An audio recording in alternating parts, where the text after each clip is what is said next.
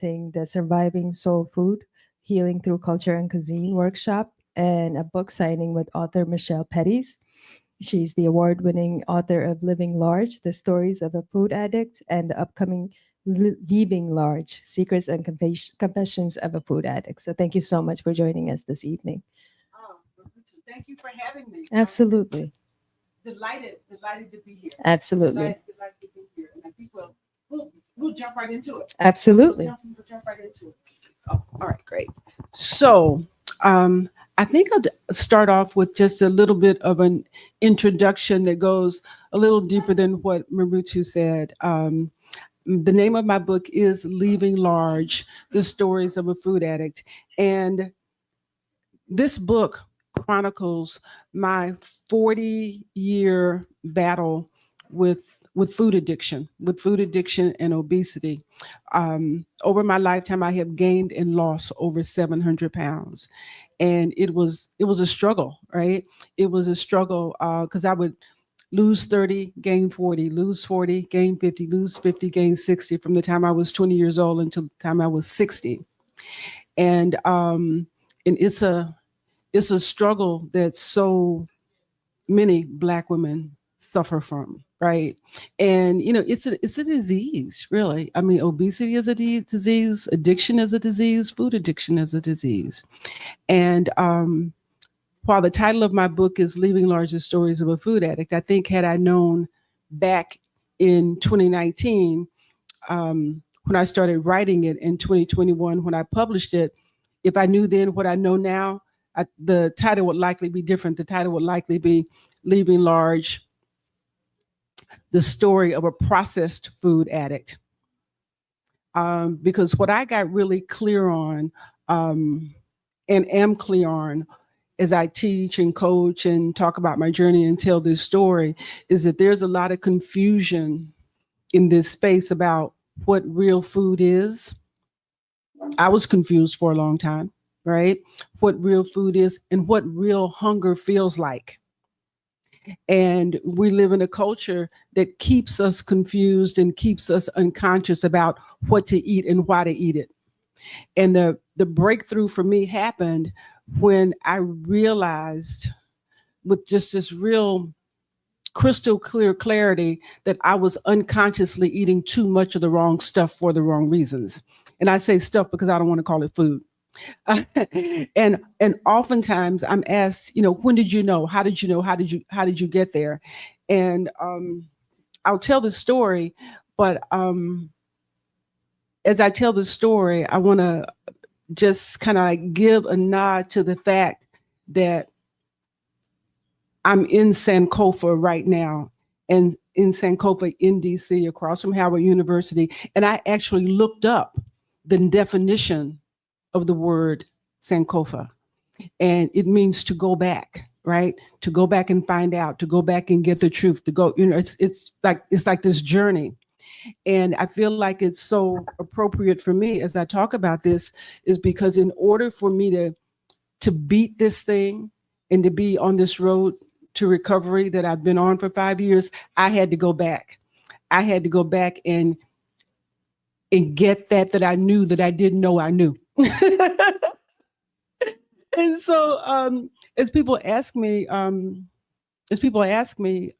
what was a turning point for you? There was a turning point, even though there were a lot of them. One, I think of my turning point as before this story and after this story. And what happened? Well, what had happened was, right. I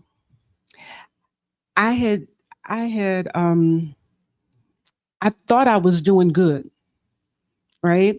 I thought I had figured some stuff out. And really what I had figured out was I had figured out that I could get some liposuction and get down to a size 14, what I call a Black woman's 10. And I thought, if I can just get this liposuction, if I can just get this fat sucked out, if I can, and I'm not afraid to use the word fat, right? If I can just do this, I can maintain it. I can keep it off. And I did for a while, and then I didn't. And I saw the weight, this outside thing coming back. And I was so distressed because I was just like, if I could just get down, I could. And what I didn't realize is that I didn't know how to do it. I didn't have the skills. I didn't have the mental capacity to do it. I had the capacity. I just didn't have the know-how. I didn't have the mastery. I didn't understand that then. And so I went to a doctor, and I had been to doctors for decades dealing with this. That I would lose the weight, I would always gain it back. And I went to this doctor, and this doctor said to me, if you follow this plan, if you take these shots, you will not be hungry. You'll lose weight. It was a low calorie, it was a very low calorie diet, like 500 calories. I'm like, okay, I can do this. I knew I could do it because I had done it many times before. My problem was that I would always gain the weight back. And in that doctor's office, I did something that I had never, ever in 40 years, I'd never done this. I prayed about this issue. And my prayer was, God, help me understand. Help me understand what I'm missing, what I don't know, because there's something I'm not getting in this process. Help me. And I let it go. I let it go. And I started following the plan, and I was doing good. And I was going to the doctor, and she's like, yeah, you're doing great. You're doing great. And there, I found myself at home one day, and I wanted to eat. And I thought, why do I want to eat? Because the doctor said, if I follow this plan, I will not be hungry, right? You won't be hungry. But why do I want to eat? Because I'm not hungry. She's right. I'm not hungry. And the truth is, I had never asked myself that question before. Why do I want to eat right now? I'd never asked myself that question. And as I sat there thinking about this question, this is what bubbled up for me. And I don't know if you can tell by listening to me. I am from the South. I'm from Texas. I grew up in a little country town in Texas, in East Texas, Marshall, Texas, 20,000 people, grew up on a farm. And some years back, it was like mid 90s, we were on my uncle's farm. We were in a barbecue, family cookout, and we brought out the watermelon, right? Black folk, watermelon, the farm. There you go, right? And when we brought out the watermelon, I asked my uncle was about 65, 70 years old, if he wanted some. Billy, you want some of this watermelon? And he said, no, I don't eat watermelon. And I heard him. I heard him, but I didn't really understand the statement. I'm like, you don't eat it? Why? There's got to be a reason. Nope, I just don't eat it. Do you not like it? Do you want some later? Do you not want it now? I just kept pestering him, and he kept saying, I just don't eat watermelon. I'm like, there's got to be a reason. And he finally broke down and told me that when he was a little kid, that he and some buddies stole a watermelon from a neighbor's yard. And I want you to understand that this was 1930s Marshall, Texas, in the segregated, racist South. When his father, who was my grandfather, found out about it, my grandfather was not happy. And there are two things I want you to understand about my grandfather. My grandfather was a railroad worker, and my grandfather was a church trustee. And the one person that a kid that just stole a watermelon doesn't want to meet is that guy. So when my grandfather found out about it, my grandfather beat my uncle. He beat him so severely that in 1990, when I say, do you want some watermelon? He goes back to 1930 in that beating in his mind. And even then, when he told me the story, I didn't understand the significance of it, but I knew that there was something there. I just didn't know what. And I didn't even know how it was connected to me, and that it would come up some, I don't know, 35 years later. So I said, well, Billy, that was some time ago. Do you think maybe the lesson was supposed to be, thou shalt not steal? Okay. My uncle just looked at me and said, I don't eat watermelon. And that was kind of the end of the story. I let that story settle over me, like the pain of it then, but I didn't know how to process it. So when I was sitting there thinking, why do I want to eat right now? That story bubbled up in my consciousness. And I thought, this is the answer. My uncle did not eat watermelon because it was too painful. The memory, the event, the experience that he connected to the watermelon was so traumatic that he couldn't bear to eat it because it took him there. So he didn't want any parts of it. And it just dawned on me that he didn't eat it because of the watermelon. All my overeating came because of all of the pleasure that I attached to certain foods. That was the connection. I didn't really want the food. I wanted what the food represented. I wanted the association. I wanted the story that I had created around the food, about what the food meant to me.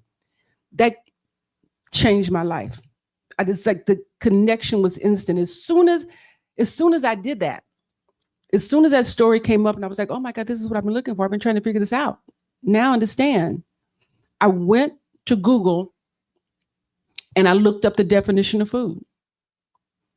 I had never looked up, I was 60 years old. I had never looked up the definition of food. I've been eating every day, never looked it up. And when I went to Google, Google said nutrition, nourishment, energy. That's all food is. But we live in a culture that tells us that it is culture, that it is entertainment, that it is an activity, that it can solve all sorts of problems other than hunger, which is the only thing that it can solve.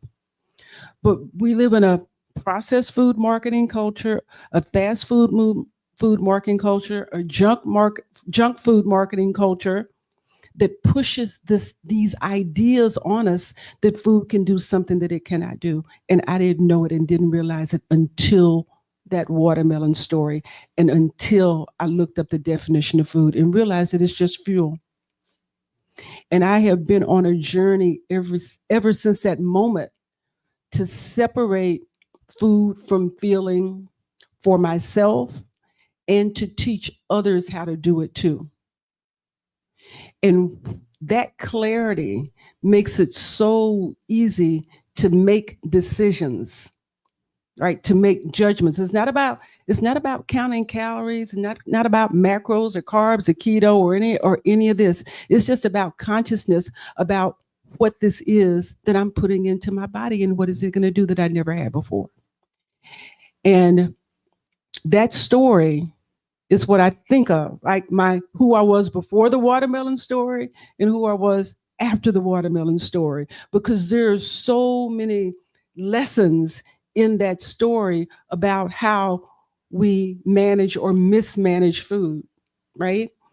As I think about this, is that if my uncle had been by himself, I guarantee you he wouldn't have stolen that watermelon.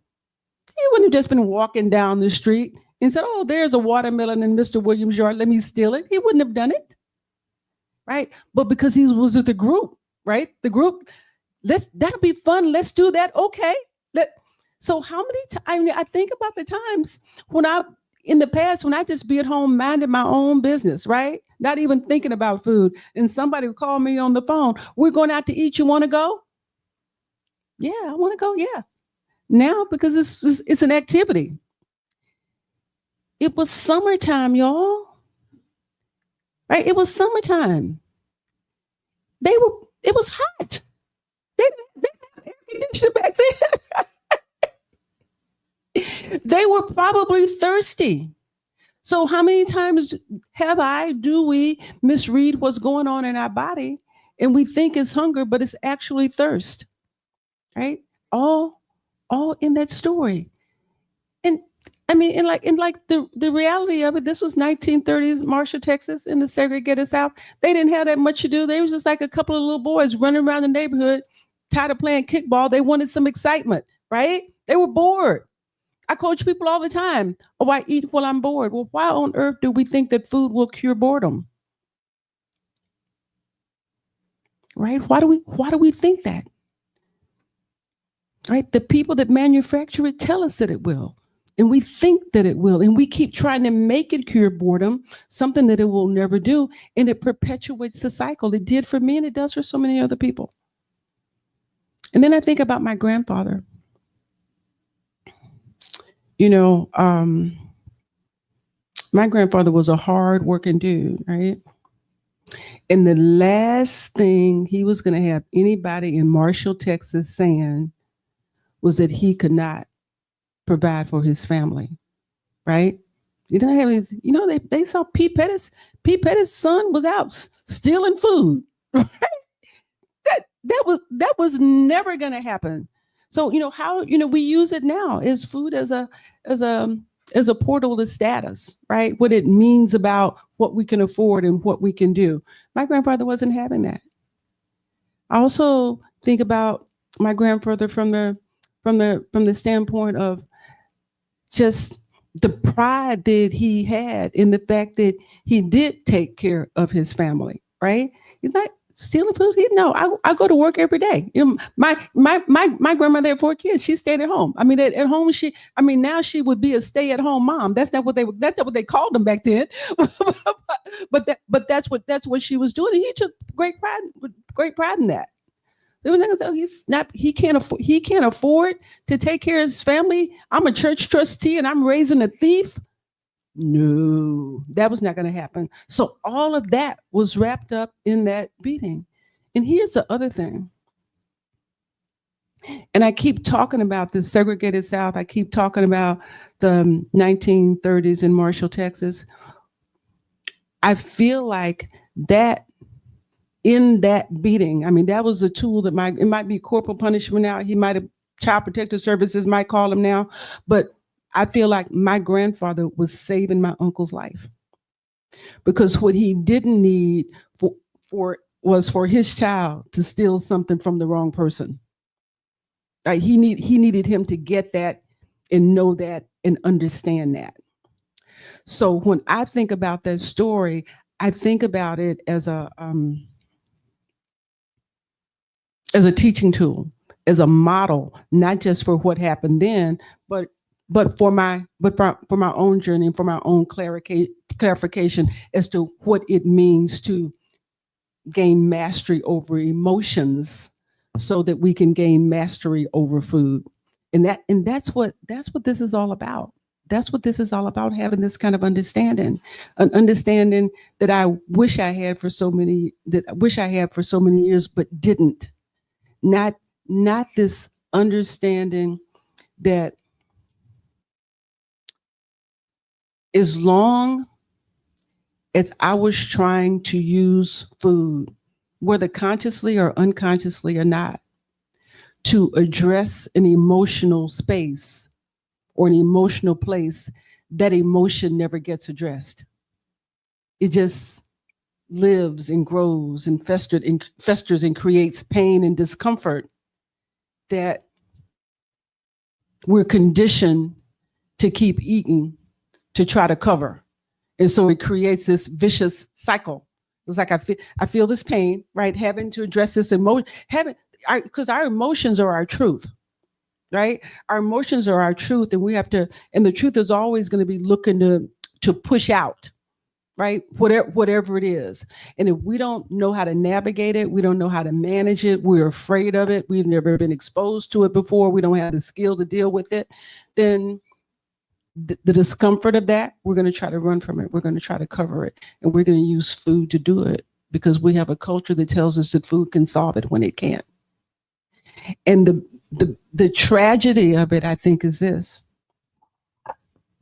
And I read this somewhere, or either read it or heard it, but I believe it, is that oftentimes our purpose in this world, our contribution in this world grows out of the pain. It grows out of what we go through and what we endure. And if we use food to cover up that pain, to never address it, to never deal with it, to never go through it, then we're robbed of what our real purpose could actually be by covering up because we're afraid of the discomfort, right? Because we don't know what that discomfort means. We're taught that we aren't supposed to be uncomfortable, right? But when we develop an appreciation for that and understand that if we're in some sort of frustrating place, if there's some confusion going on, if there's some discomfort going on, that there's some understanding that we don't have that's on the other side, that it exists for a reason, and that it represents some growth. And when we use the food to mask that or protect ourselves from it, um, we're often cutting ourselves off from our growth. And that is what I got on the other side, on the other side of this water, on the other side of the watermelon story. The This notion that we all have these beliefs, we all have these experiences, we all have events and memories that we are misinterpreting and that we don't even know that we're misinterpreting. And these are guiding us, not just for our decisions around food, but about so many things. And our charge is to get conscious. Is to get conscious and stay conscious.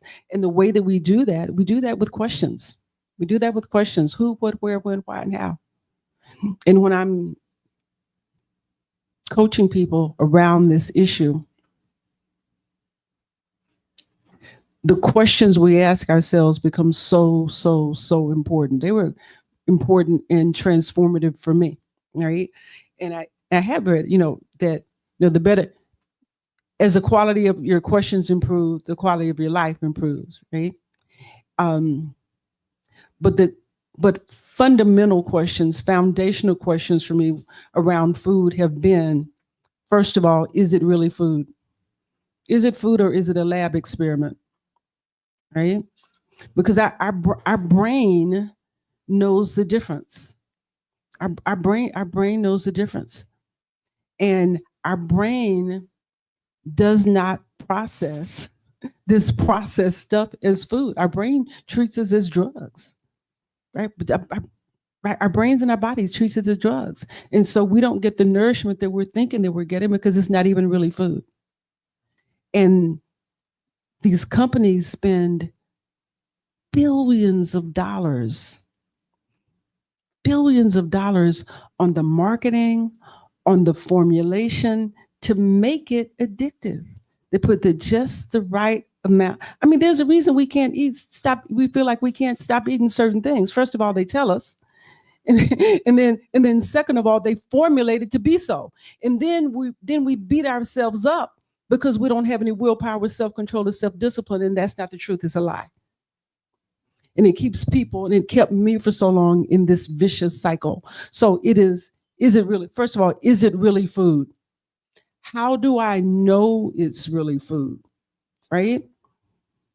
And so when we start thinking about the information that we get about what food really is, it comes from the people that make it. Right? And all they want us to do is buy more of it and bigger portions of it. And that's what they want. So is it really food? How do I know it's true? If this food will not give me not just the body I say I want, but the health, the life I say I want, why am I eating it? But this is like real questions. Am I really hungry? Or am I something else? Am I hungry? Am I lonely? Am I tired? What just happened? What did I just hear? What did I just think about? What did I just see? Was I hungry a few minutes ago? Right? Learning how to evaluate what that is. So the more we're able to ask these questions and think about these questions, the more we're able to make decisions about what we eat and put in our mouth and our bodies from a place of empowerment rather than from a place of addiction, from a place of nourishment rather than a place of addiction. It's just taking the opportunity to make that little pause. And so I said all that to say that I'm happy to be here at Sankofa and go back, because this journey of understanding, I had to go back. I had to go back to this story that had been resting in me, that I knew in the 1990s, but didn't know what it meant until 2019. So we have the answers inside of us. And so I'm grateful. I'm grateful for that. And y'all, I'm grateful. I'm grateful to see you all sitting in these chairs too. I got to tell you something. So, but I do want to just take a pause because I can talk about this forever and ever. If anybody has any questions, any thoughts, comments, observations, and I see a hand up. I see 3 hands up. Okay. Thank you. My question, thank you for your presentation and your thoughts and your reflection and all that you've put into this and sharing with us today. What I'm hearing from you, especially talking about the manipulation of our consumption of food from the industry and from companies, is making me think about how, like, as I understand it, the American kind of conception of meals is definitely tailored to capitalism, and how we even have, like, idea of 9 to 5, and then we have this lunch break that's short, and it's just like you need to feed people so they can give you more labor. And it's all of this where I think when I think about feeding myself, it's now on the clock, and it's now like, when am I going to schedule my meals based on what work I need to do versus nourishment and versus like the cycles of nature and how my body kind of works naturally. So I'm curious about your exploration of things that depart from that labor-based understanding of food and industry-based understanding of consumption, and more to a focus on the body and nutrition. And if you've what kind of elements of nature or what studies of what our body really, is nourished by, have you come across? Oh man, I love that question. I love that question. Thank you for that question.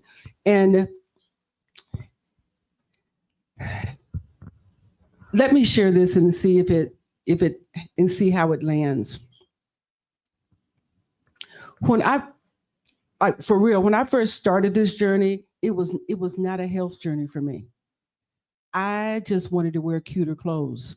I mean, really, I wanted to be able. I think I'm kind of embarrassed. I wanted to go into Ann Taylor. I wanted to go into White House Black Market and buy something off the mannequin. That was like my motivation. And there's a whole backstory as to why it was a clothes thing. But and then I was like, oh, after I was able to do that, I was like, is that all it is to it? Am I just that shallow? Right? Um, but the reality is what I understand now that I didn't understand then, that everything we put in our mouth is going to heal us or hurt us. It is going to cure us or kill us. There is nothing that is neutral. There's nothing that's neutral. And it's a decision that we make with every bite, but we aren't taught how to value that decision, how important it is, how it is about every bite is about saving our physical and our mental lives, because what we eat that nobody talks about fuels our brain. It fuels performance. It fuels productivity. It fuels proficiency. It fuels how we process information. Right? And the brain is the center of everything. No one talks about that, but it is key. And the more of this processed stuff that we consume, the more it impairs our mental function. And I think about that when I think about our first responders. I think about that when I'm in an airport and I see the flight crew come in with bags of processed foods. I think about I think about that when I think about engineers and architects that are building their buildings and what's going in their bodies. All of that brain function. But back to your question,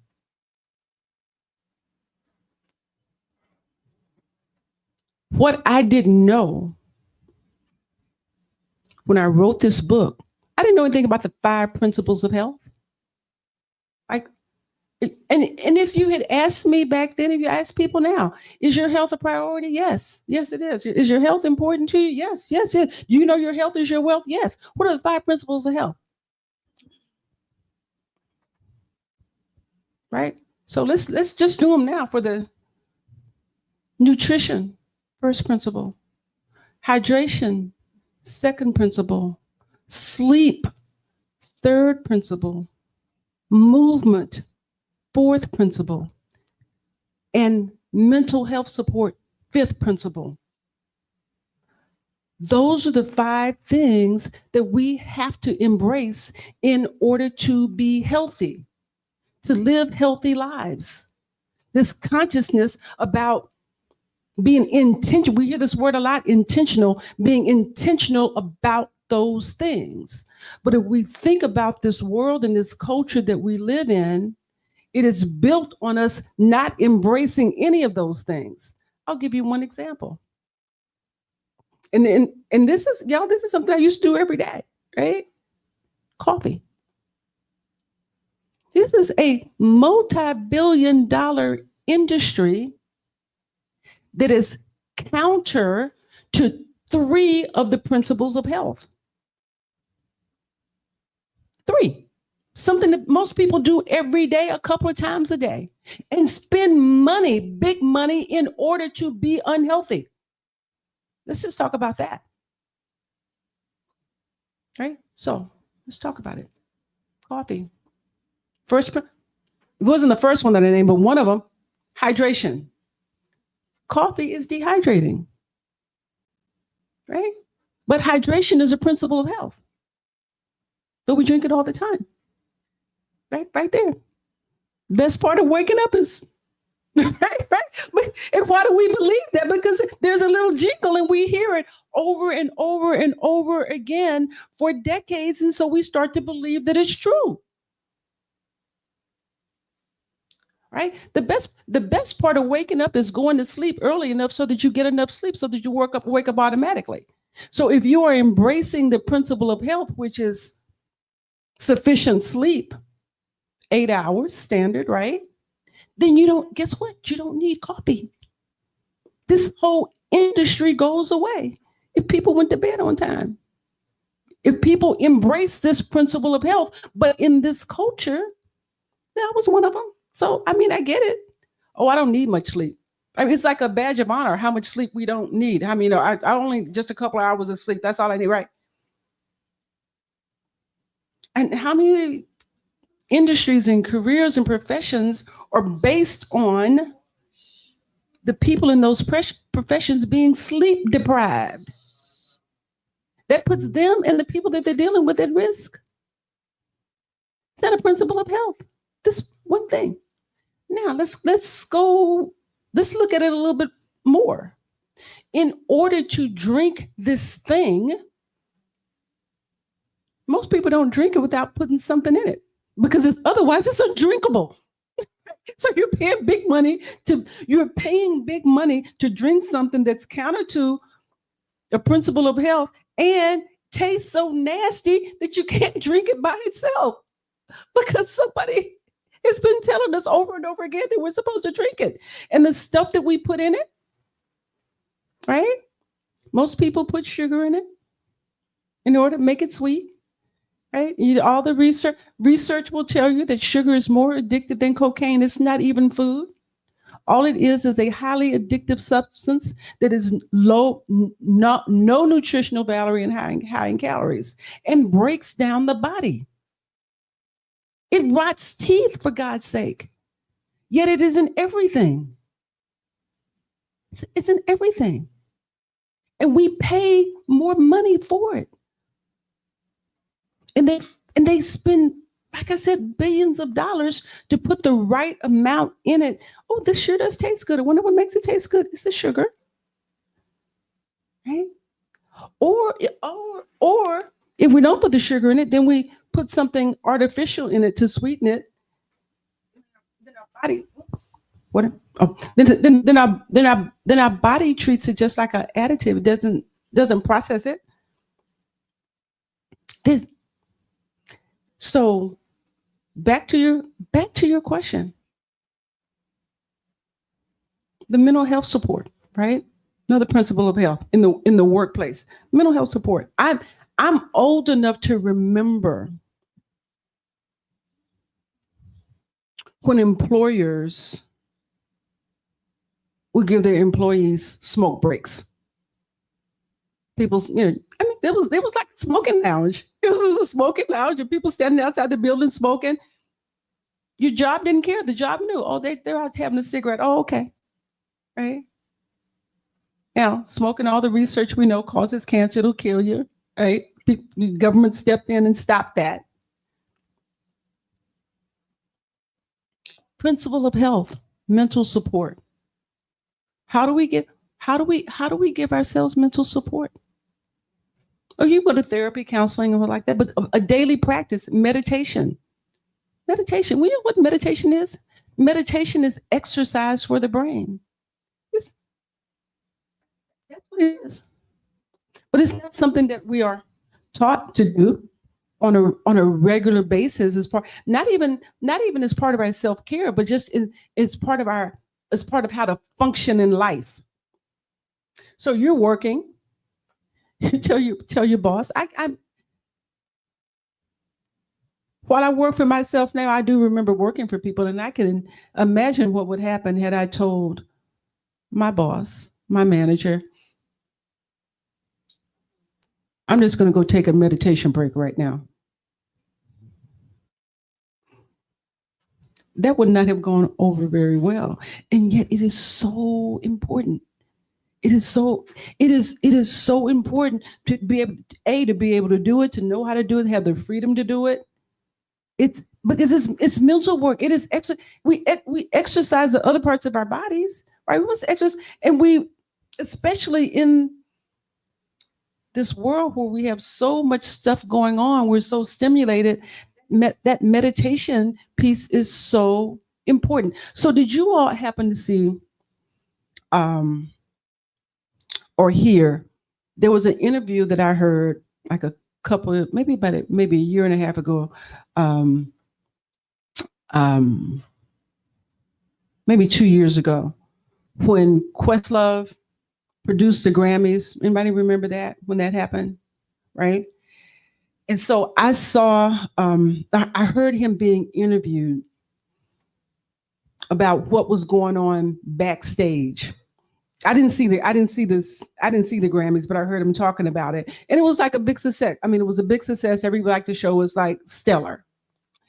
But before, what you saw on stage was one thing, but what was happening backstage, stuff was falling apart. And he was being interviewed about it. And I think there was somebody he was expecting to perform, and then at the last minute they didn't perform, and he only had a few minutes. He was trying to figure out what he was going to do, and it was on the clock. And he said,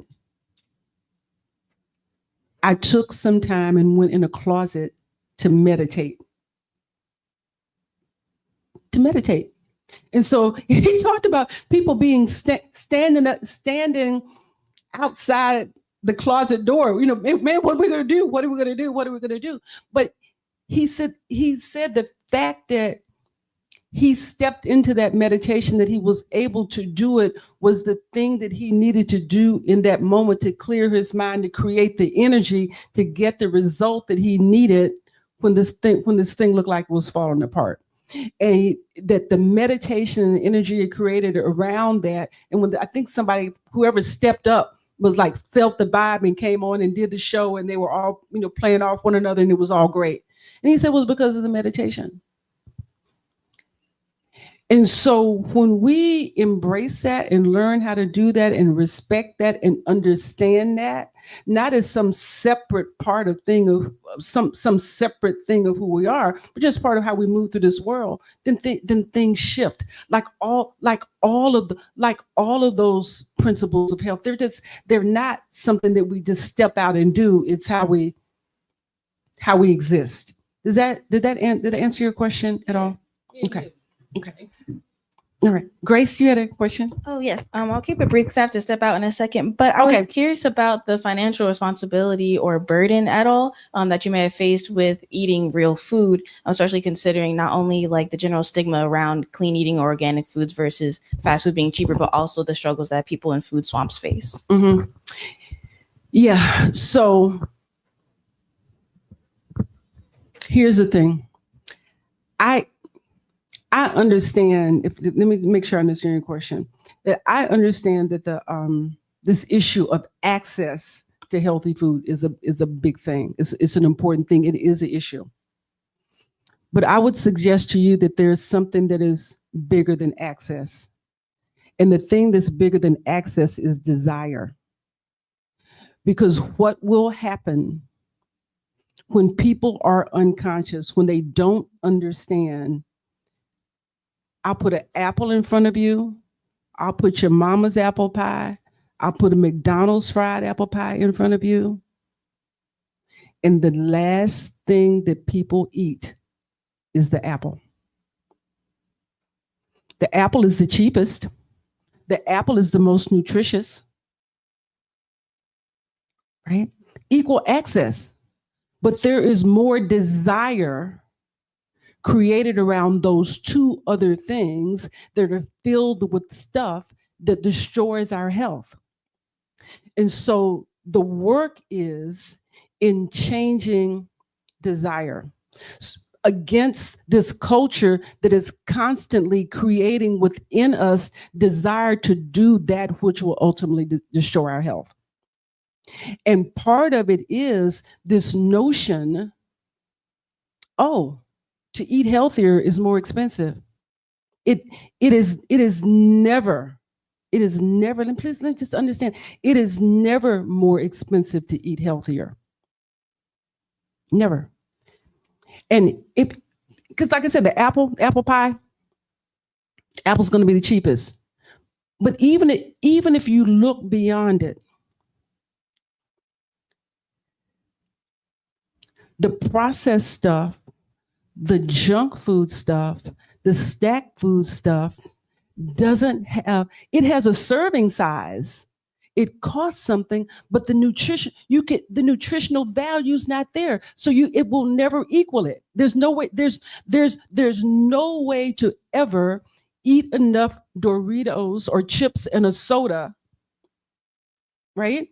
To get the nutritional value that you're going to get from eating a can of black eyed peas, right? I mean, the reality of it is if we're thinking about that, oh, it's more expensive. If you're a meat eater, right? Right? And why do most people eat meat? If they want to say it from a nutritional tip, it's for the protein, right? There are plenty of things, right? There are plenty of sources of protein that are cheaper. People lost their mind about eggs. Okay, then don't eat them.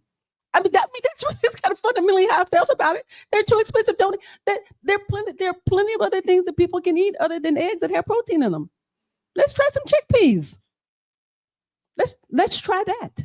But we have these stories, we have these beliefs, we have these memories, we have these thoughts that we have wrapped up in food, that we make these associations that tie us to it, that we don't know that are guiding them. And when we learn what they are, then we can rewrite them and change our behavior. So that piece right there, oh, it's so expensive to eat healthy. It's not. It's more expensive not to eat healthy when you think about the repercussions down the line of what it means to your health and your life, right? Shoot, insulin is expensive, right? Dialysis is expensive. All that. Wheelchairs are expensive. All that. And even if you look at the portions, and if it was just a matter of making a calculation, how much nutrition am I getting for the money that I'm spending for this? You can't get there from here. You can't get there from here, right? Did you have a question, sir? Yeah. Okay. Thank you for your presentation. How did you get from comprehension to behavior change? How did I get from comprehension to what? To behavior change. You talked about how you came to understand. Yes. How did you get from there to actually change? Yes. Okay. Practice. I mean, you can, oh, thank you so much. You can get awareness. Like my key thing is like, let's get conscious, let's get aware. When you get conscious and get aware, then you can pivot, right? Then you can change. But the behavior change, the behavior piece, that's a whole another thing. It's a whole other thing, because you have to deal with what people say, right? You have to deal with what's going on in your own head. You have to deal with habit. You have to deal with the real the physicalness of the addiction, right? All of that, and it takes practice. It takes staying conscious, being committed, and all right.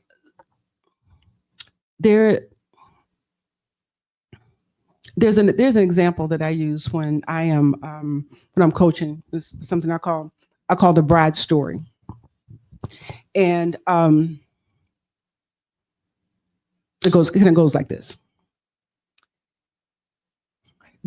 Imagine, I know you're a guy, but just like imagine you know a bride, right? Imagine you know a bride who has been like dating for a long time, been wanting to get married for a long time, been wanting it to happen just for longer than she can remember. And finally, they get a date. Finally, she gets a ring on it, right? And she is so super excited. I got the ring. I got the date. It's coming. She already knows where she already knows the church, the field, the courthouse, the location, all that's done. The honeymoon's done, the bridesmaids, all the caterer, everything is done except the dress.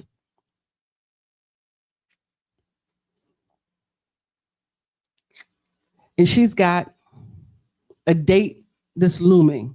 It may be 6 months out, it may be a year out or so. So she's out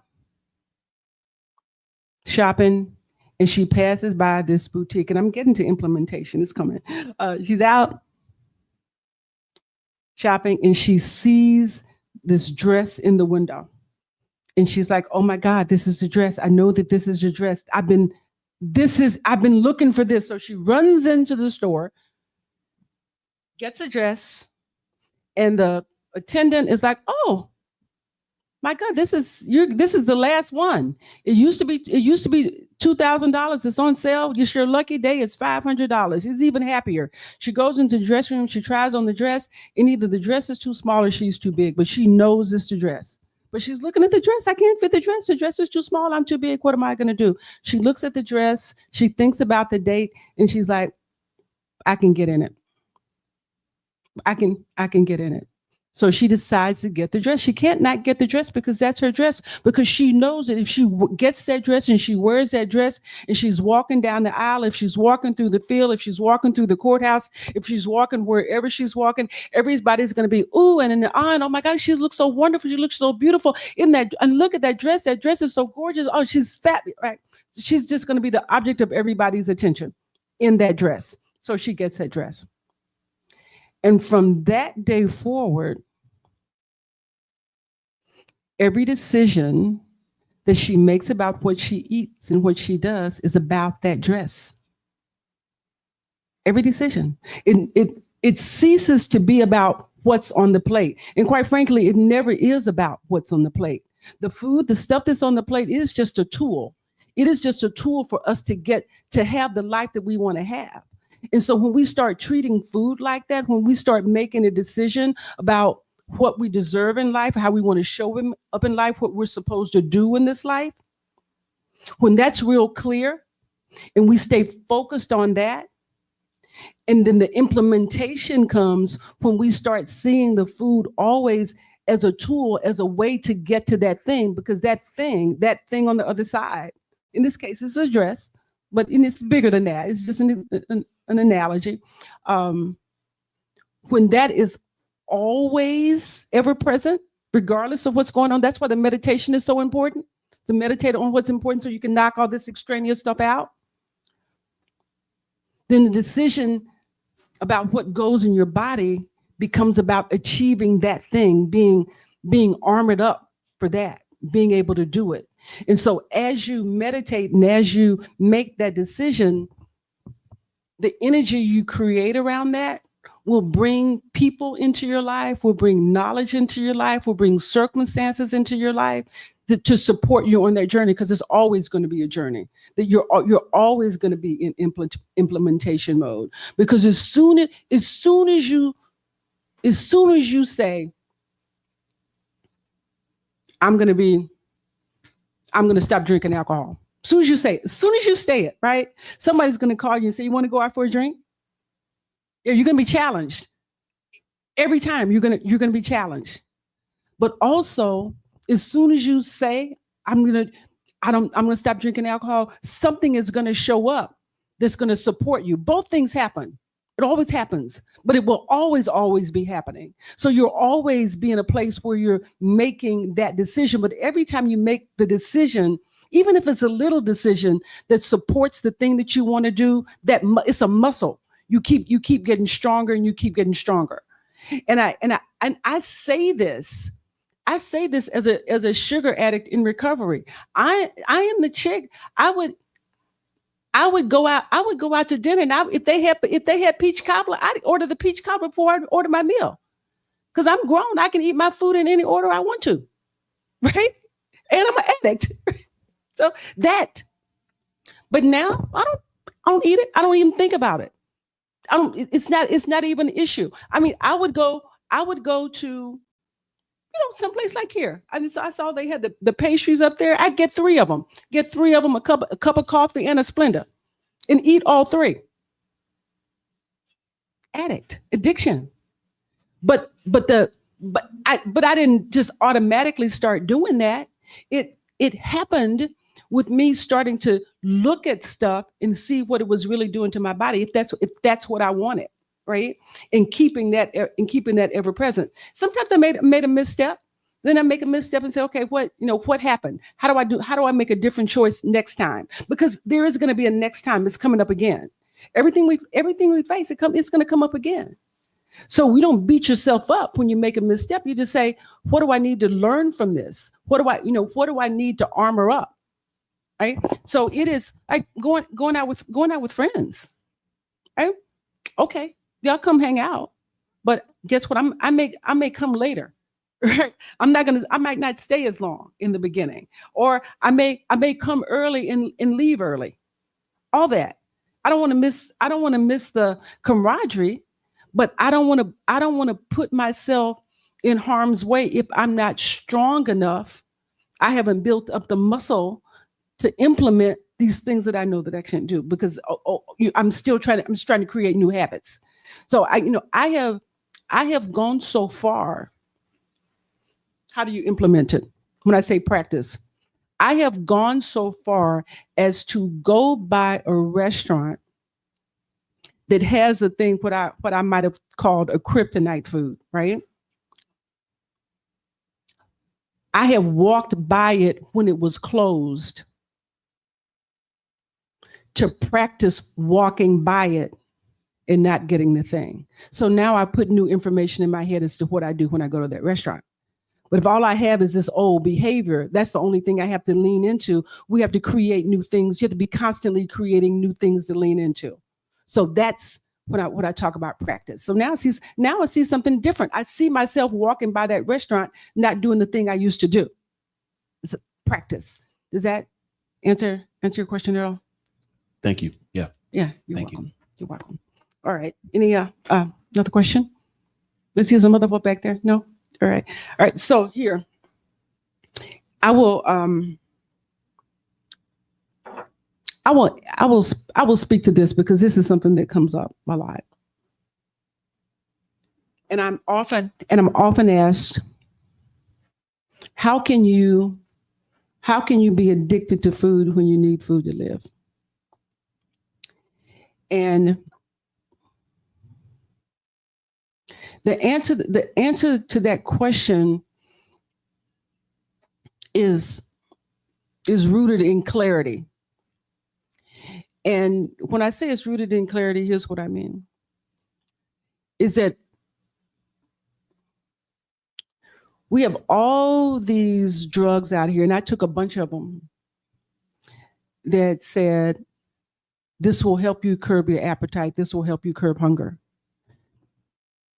And hunger is not the issue. Appetite is not the issue. We need hunger. Hunger is information. Hunger is data. Hunger is our body telling us it's time to feed me. I need something nourishing. I need something nutritious. That's what hunger is. But the problem is that we give it just what I said earlier. We give it chips and a soda, which will never give it the nutritional value that it's actually asking for. So once I got really clear that food, whole foods, fresh fruits, vegetables, high quality protein, that's nourishing. We need that in order to live. We need to eat that in order to live. We need to have that in order to live. It is a good thing. But that is much different. That is much different than the processed stuff, which is actually not even food because it's not nourishing and it's not nutrition. That's the definition. I looked it up. I know. So the addiction, I can say this. I have never eaten 5 bowls of broccoli, ever. I probably won't ever eat 5 bowls of broccoli, but I have certainly gone to a Mexican restaurant and eaten 5 baskets of chips, right? I may be the only one in here that's ever done that, but that's okay. But that's the nuance. That's the nuance. That's the difference. The stuff that's in the broccoli, right? All the nutrients, the vitamins, the micro, all that stuff our body needs to live, and it helps processing. It helps bodily functions, right? But there's nothing in this processed stuff, all the additives, all the preservatives, all the stuff that they don't even tell us is in it, all that stuff that's addictive, that's in this processed stuff breaks down the body and it is addictive. So those are the things to consider, and those are the things that I talk about. And it's the distinction that this stuff lands in our brain the same way that drugs do, and that's how it becomes addictive. And that's the thing that we must always be conscious of. That's the thing that we have to always be protecting ourselves against as we protect our health. And I think that that's my message. My message is that we have got to be vigilant. We have got to stay conscious. We have to always be conscious and grow in our consciousness, because they are introducing new stuff every day, trying to push it off as food, and it's not. And if we are to do what we're supposed to do in this world, then we have to protect our bodies and our brains. And our bodies follow our brain. And this is like key for brain health. And as I coach people and as I talk to people, and the thing that I really want people to understand is, especially people that are dealing with these issues around obesity, like I dealt with for so long. When I think about the fact that 4 out of 5 African American women are either overweight or obese, it breaks my heart. I used to be part of that statistic. But here's the thing that I do know and I understand is that before I ever gained a single pound on my body, before I gave an extra ounce of anything, I gained it in my head first. We gain it in our minds before it shows up in our bodies. We have to lose it the same way. We have to lose it the same way. And we live in a culture that does not tell us that. I've done the research. I'm gonna end on this point because it's like the final one. But it is a big one. It's where the big disconnect is that I have done the research, and the research tells us that 75% of people will say that they're emotional eaters. They say my emotions are a problem, right? I'm eating because I'm bored, because I'm stressed, because I'm lonely, because I've got these emotions that I don't know how to process. That's why I'm eating. And the reality is food will never solve any of those problems, because the only problem that food solve is hunger. Its only purpose is nutrition and nourishment. But we have 75% of people that are trying to make food do something that it cannot do. Because on this hand over here, the solutions that are out there are all plans and programs. There's medication, right? Medication is surgery, the GLPs, the keto, right? The Atkins, the Mediterranean, name a diet. Those are all rooted in behavior. Those are all rooted in action. These solutions don't address what the problem is. The problem is emotion. The problem is I got a bunch of stressors that are hitting me day after day after day, and I don't have the tools to manage them. Sometimes I don't even know what they are. They're showing up. I don't know what it is. But the thing that I know how to do is what's in the vending machine? Anybody, you got any snacks, right? We just feel this thing. We just feel this discomfort. And the next thing you know, you're in front of the refrigerator, you're in front of a vending machine, thinking that it's hunger, but it's all these things that show up day after day, moment after moment, that we can't identify, haven't been taught to identify or manage. And the only thing we have is food that is so accessible.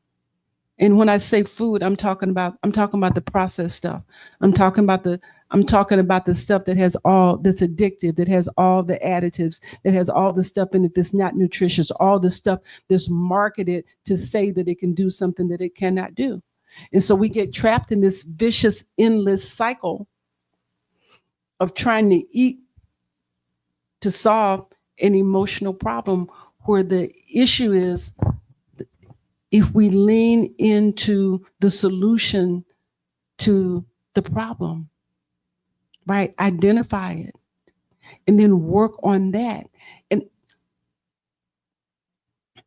see, I'll give you all this one example and then I'm going to shut up, because I could talk about this for a very long time.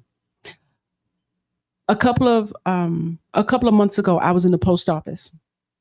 It was about noon, but I'd had a late breakfast. I was in the post office mailing a book, by the way.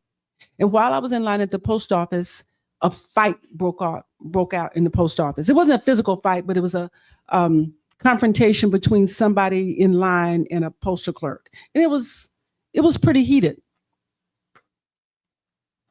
And they resolved it, right? They resolved it, and I went ahead and paid for my book, and not paid for my book, but mailed my book and walked out. As I was walking out of the door, I said to myself, I think I'll go get something to eat. But because of those questions I told you about earlier, because I use them every day, I use them all the time, I thought to myself, wait a minute, why am I talking about? I wasn't thinking about food when I walked into the post office. Why do I want to eat right now? And it dawned on me that fight in the post office upset me. It took me to a place of discomfort. And as soon as I identified that altercation, that disruption, that argument stressed me out, I was able to release it. And once I identified, I wasn't hungry anymore. I didn't want anything to eat. But here's what that incident further told me about myself. That incident told me that I was sensitive. Until then, I didn't know I was. If you'd asked me before that incident, if something like that happened, would that bother you? I would say, oh, no, that wouldn't bother me. But it did. And so we think about all these times when stuff happens that bothers us and we don't even know it bothers us. We're just eating as a reflex, because we don't know how to evaluate a moment. We don't know how to evaluate a sense. We don't know how to ask ourselves the right kind of questions so we can nourish ourselves in a way that's meaningful. And that's the thing that's key. When we figure out how to solve the problem, when we use the things that I talk about, when we use the visualization, the bride story, when we use the meditation, when we use the affirmations, when we use the writing.